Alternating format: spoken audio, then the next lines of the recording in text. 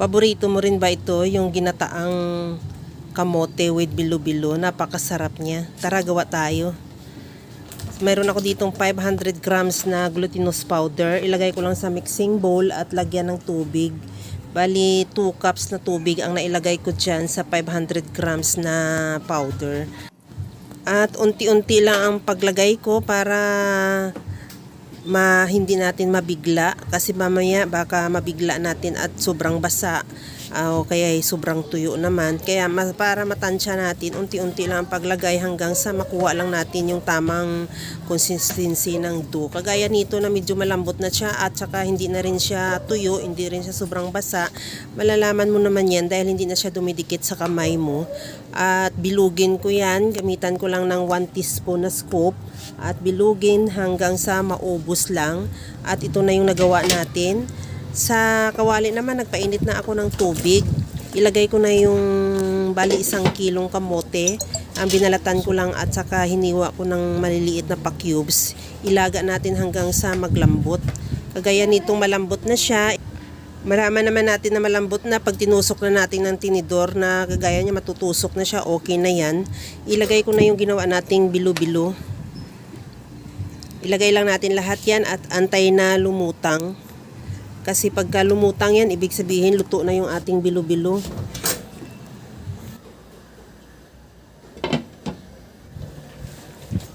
Pagka ganito na lumutang na siya at saka makikita mo naman na medyo lumaki na yung ating bilo-bilo. Makikita mo naman ang pagkakaiba pagka luto na o hilaw pa siya, kasi talagang shiny na at saka lubong-lubo na. At pagkatapos yan, ilagay ko na rin yung niluto ko na sago. Bali, 1 cup na sago na niluto ko lang ahead para hindi naman mahirap na palutuin man. Medyo matagal yan maluto. Kaya ihalo lang dyan hanggang sa mag-mix lang yung lahat na sago sa ating mixture. Maglagay na ako ng asukal. Bali, 1 cup na asukal ang nilagay ko. Pero tansyahin mo lang din kung gaano man karami ang luto mo. Kaya para matansya mo yung tamis.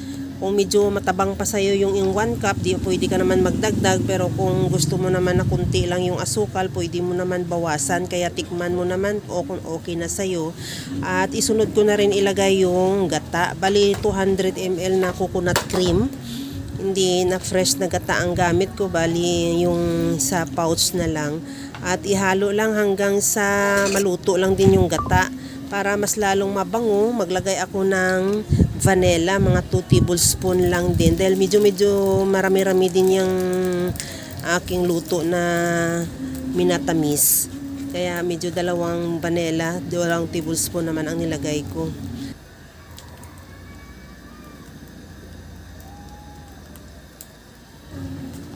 Tikman ko na rin kung okay na yung tamis niya. At okay na rin to dahil nga luto na rin yung gata at ready to serve na yan. Yung ating napakasarap na ginataang kamote with bilo-bilo. Kaya mga kalasa, kung nagustuhan mo yung ating video, please like na lang at pakishare na rin sa inyong mga friends. At kung bago ka pa lang sa aking channel, subscribe na at i-click mo na rin ang bell button para sa mga notification.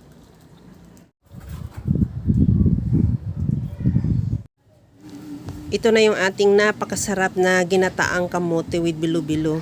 Ready to serve na yan. Tikman na rin natin.